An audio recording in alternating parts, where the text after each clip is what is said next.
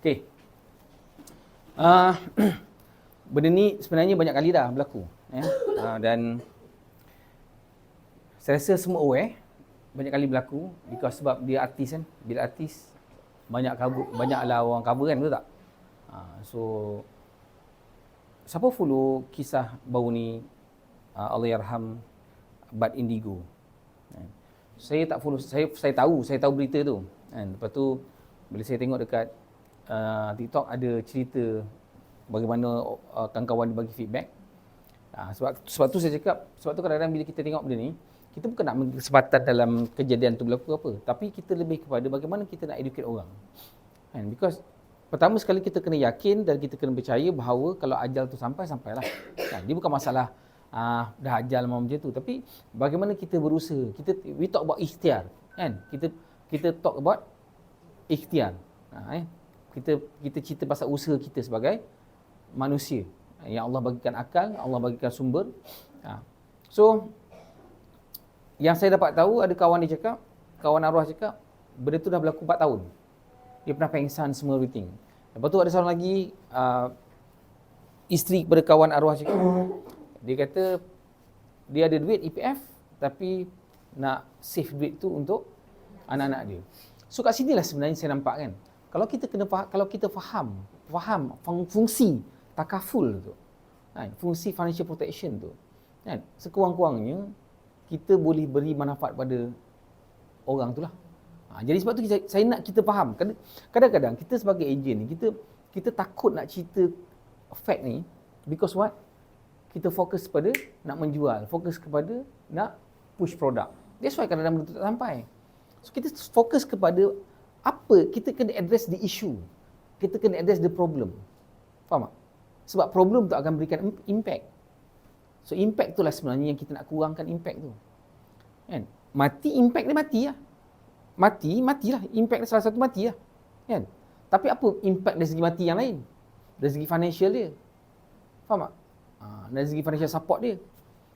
So kat sini sebab tu saya nak you all faham benda ni. Masukkan dalam diri kita supaya kita jumpa orang tak adalah kita takut. Kan? Jumpa orang tak adalah kita rasa macam saya cakap betul, saya pernah ada member dulu pernah gelar ejen insurans ni is like macam professional beggar. Faham tak? Peminta sedekah profesional.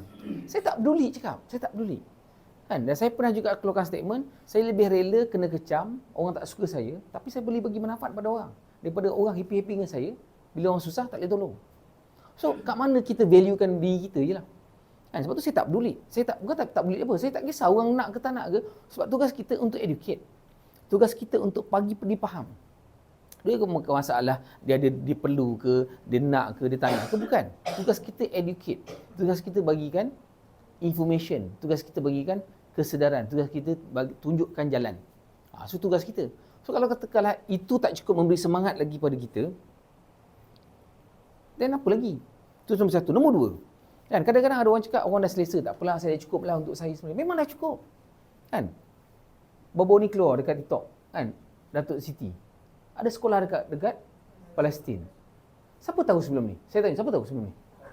Seorang je tahu, saya pun tak tahu. Kan? Dia mungkin tahu. Saya tak tahu, serius. Saya tak tahu. Saya tengok ada sekolah tau. You just imagine. Sebab tu saya cakap, kalau katakanlah kita cukup untuk kita, apa hubungan kita pada orang lain? Sementara kita hidup. Faham tak? Sebab tu kita dah all out ke belum? Kalau katakanlah dah cukup untuk engkau, cukup untuk engkau, yang lebih tu bagi orang lah. Apa masalah? Takkan itu tak cukup memberi semangat untuk kita buat? Lepas tu kita alasan tak apalah, kita tak boleh kerja dunia sangat. Bukan masalah kerja dunia. Kan? Itu untuk akhirat lah tu. Sebab tu kadang-kadang orang tak faham. Kat dunia ni memang untuk kita amalkan dunia ni untuk akhirat. Cuma macam mana kita channelkan dia ke sana. Kalau kau pakai dunia untuk engkau, memanglah untuk kat dunia je. Tapi kalau pakai untuk orang, bagi kat orang, itulah kita punya portion. Ini sebab tu kena betulkan mindset. Saya cukup, bukan, yelah, saya yang saya boleh kontrol lah kan. Saya jumpa juga kawan-kawan. Kan? Tak apalah cukup ni, buat apa nak kerja dunia kan. Dunia pun nak kiamat ni. Bukan masalah nak kiamat tak kiamat. Masalah kita ada peluang untuk buat terbaik. Kan? Kenapa kita tak rebut peluang? Because kita tak nampak. Kita just simply tak nampak peluang. Sedangkan orang lain berebut, sebab tu tak tahu. Kita tak tahu orang tu kaya macam mana, kita tak tahu apa yang dia ada gunakan. Sama juga macam saya dapat tahu owner Jekyll. Kan? Siapa nama dia? Fairuz. Tak tahu lah, Datuk Fairuz kot. Kan? Dia ada banyak dia sponsor sekolah tahfiz. Ratus-ratus sekolah tau. Bukan ratus-ratus murid, ratus sekolah. So just imagine kan, kalau kita ada peluang untuk buat, kita educate orang, kita alhamdulillah dapat income, kan? Cukup untuk kita, cukup untuk family, cukup untuk saudara mara. Kenapa tak panjangkan kepada orang lain? So saya rasa ni antara benda kita panggil meaningful, benda-benda yang bermakna dalam kita punya hidup yang kita boleh dapat, ataupun kita boleh rebut peluang tu masa sekarang, masa kita hidup. Takkan nanti bila dah tak boleh buat, bila kita dah tak bersihat, baru kita nak start buat, rugi aku tak buat betul-betul dulu. So rugi. Okey, berbalik kepada saya cakap tadi, tiba-tiba boleh je close case RM100. Tiba-tiba boleh je, kan? Geng-geng Radia tiba-tiba close sampai 10 kes minggu. Padahal duduk sini, menang-nangis nak dapat 3 kes. Kan? 2 kes pun susah. Oh tu lah, orang tu reject lah tu orang ni. Ni tiba-tiba dapat 10, 15 datang dari mana? Macam hari Jumaat itu kan. Tiba-tiba separuh boleh sharing close case. Dapat dari mana? So, itu menunjukkan bahawa benda tu memang ada, cuma adakah kita dah push enough? Itu je. Cuba check, adakah kita dah push enough? Sebab tu, ni WBC, kita check balik. So, momentum is the business. Kan? Motivation alone tak cukup. You ada motivasi nak buat. Kan? You ada motivasi nak buat. Motivasi tu untuk you start je. Untuk you start.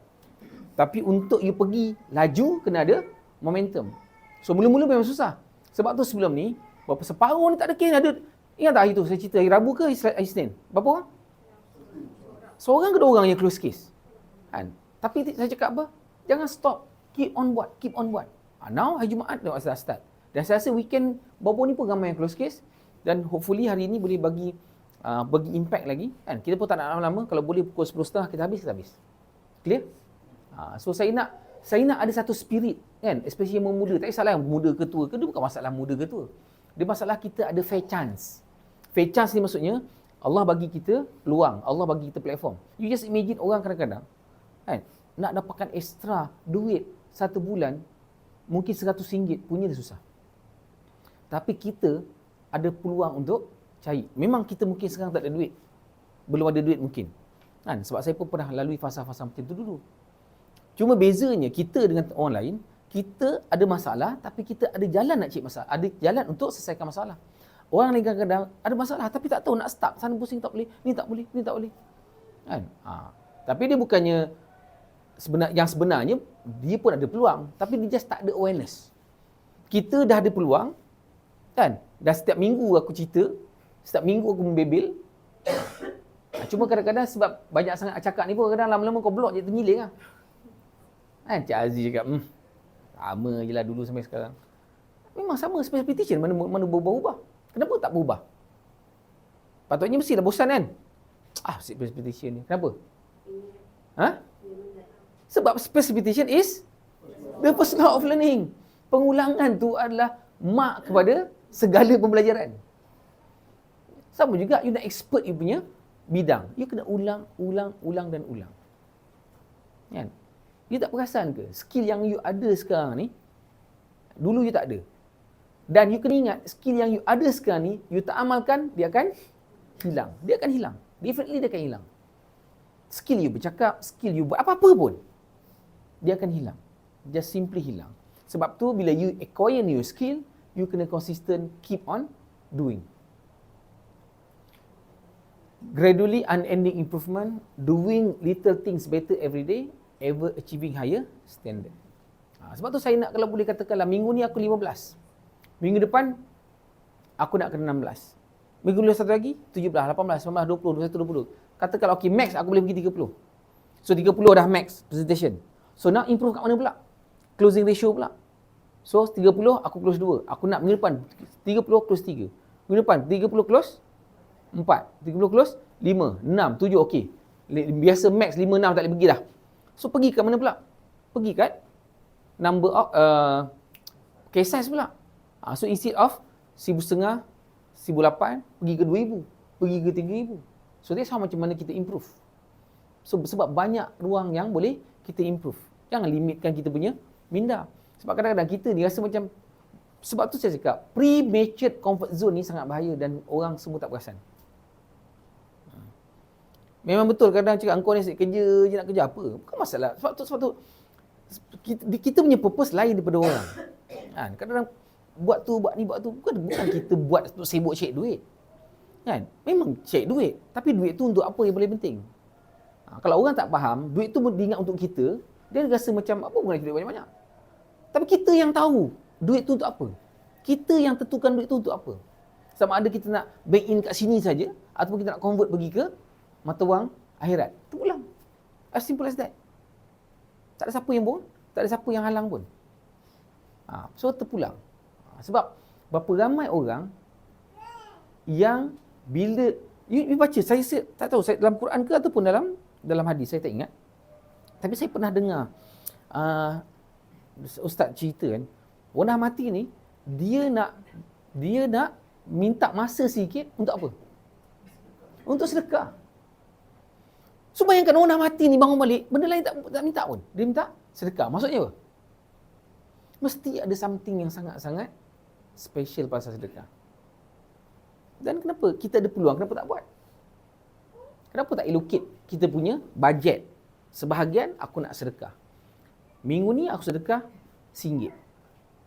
Minggu depan nak sedekah RM2, RM3. Sampailah aku hari-hari mesti aku nak bagi orang. Kenapa tak boleh? Kan? Kalau katakanlah satu hari RM1 pun, RM30 sebulan. Apa tu? Yang lelaki ni pergi masjid Jumaat. Okey, aku nak target. Lepas tu improve sikit lagi. Aku nak sedekah subuh pula. Sebab sedekah subuh ni mesti kena mesti apa meh? Takkan aku nak sedekah subuh pukul 8 boleh? Saya nak sedekah subuh ni pukul 8 tapi tak sedekah subuh. Tak boleh, tak jadi.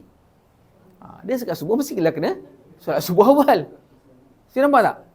So, saya cakap terang, siapa yang tahu pasal kes, siapa yang pernah dengar, selalu dengar, solat sunat 2 rakaat sebelum zuhur, 2 rakaat selepas zuhur. Siapa pernah dengar? Pernah? Siapa dah try buat? Siapa dah try buat? Nampak yang senang kan? Kau try buat. 4 rakaat sebelum zuhur, 4 rakaat selepas zuhur. 4 rakaat sebelum zuhur, selepas zuhur, lepas tu 4 rakaat. Kau teka yang susah kat mana? Yang susah sebelum. Yang susah tu sebelum. Sebab kau nak start awal. So, cara dia senang je. Kan? Kau kena tunggu waktu tu, azan semayang terus, baru dia dapat. Kau tak dapat, kau try lah. Tak cari try. Yang lelaki ni try. Azan masih lagi main handphone, semua berarti. The moment kau pergi surau, kau dah semayang dah. Dah terlepas dah.